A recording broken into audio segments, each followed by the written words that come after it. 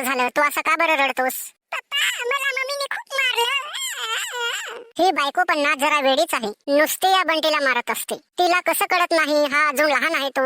आता हिला चांगलंच झापतो, म्हणजे पुन्हा ती या बंटीला मारणार नाही. अय बायको, जरा बाहेर ये की. आले हा, 5 मिनिटं थांबा.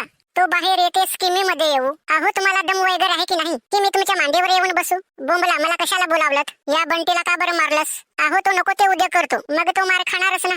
काय उद्योग केला ग त्याने? अहो, त्याने साखरेच्या डब्यात पाणी ओतलं आणि त्यात वरून सुसू सुद्धा केली. मग मी चांगलं धोपटलं त्याला.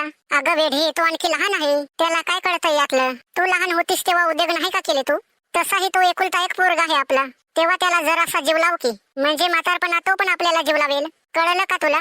अहो, एकुलता एक पोरगा झाला म्हणून काय झालं? त्याला डोक्यावर चढवायचं का? परवाच्या दिवशी शांता आकाच्या पोराचा डोळा फोडला, काल शालू आकाच्या पोराचा वेफर चोरला आणि आज हा उद्योग केला. सतत याचं काही ना काही चालू असतं. याला अक्कल नको का दाखवायला की तुमच्यासारखा राहू द्या बिन अकलीचा? माझी अक्कल काढायची नाही, सांगून ठेवतो. मला अक्कल नसती तर मी याला पैदा तरी केला असतं का? अहो, ते तरी तुम्हाला नीट काम जमलं का? म्हणजे तुला काय म्हणायचं आहे? अहो, पोरग समोर आहे म्हणून, नाहीतर मी तुम्हाला सांगितलं असतं, बंटी हे पैसे घ्या आणि दुकानात जा, तोपर्यंत मी तुझ्या मम्मी सोबत कुस्ती खेळतो बरं का? ओके पापा. काय म्हणालीस तू? की मला नीट काम जमलं नाही म्हणून? मग काय तर, मग हे पोरग कुण्या दुसऱ्याच आहे का? अहो, मी तसं नाही म्हणत, हे पोरग तुमचंच आहे, पण नीट मी जास्त लावला म्हणून पैदा झाले, नाहीतर तुमचं काय वरवरचं असतं. म्हणून मी म्हटलं, दुसरं काही नाही. अगं, दिवसभर दमतो मी, म्हणून असं कधी कधी होतोय. बरं, ते सोडा. मी सांगितलेली वस्तू तुम्ही आणली का? कोणती ग?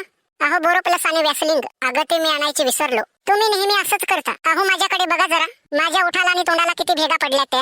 अगं घुटणेत मेंदू, तू रात्री 9 वाजता झोपते आणि सकाळी 9 वाजता उठते, मग तुझ्या उठाला आणि तोंडाला भेगा कशा काय पडल्या? उलट तू माझ्याकडे बघ, माझे कसे उठ काळे पडलेले आहेत. ऑफिस मध्ये गेल्यावर लोक माझ्याकडे बघतच असतात.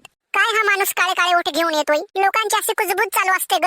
आणि तू मला बोरोप्लस आणायला लावतेस. अहो, तुम्हाला बोलायला काही नाही वाटत, परंतु मला भांडी धुवावी लागतात, कपडे धुवावे लागतात, तेही थंड पाण्याने.